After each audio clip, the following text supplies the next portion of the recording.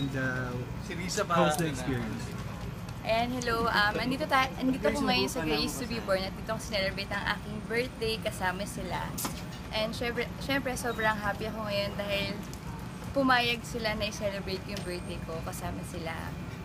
Alright, and can you tell us also about your projects that you're working on right now and the upcoming ones? Actually, kakatapos na may Mother's Secret, may Mother's Ayan. Sobrang nagpapasalamat ako sa mga lahat ng sumuporta dahil sobrang rin successful at ang ganda ng ratings niya at marami talagang sumubaybay. Kaya maraming salamat po sa mga nanood at sumuporta.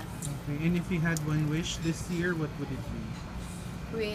Ang wish ko ay para sa kanila. Sana maging good health sa kanila at sa mga magiging baby nila.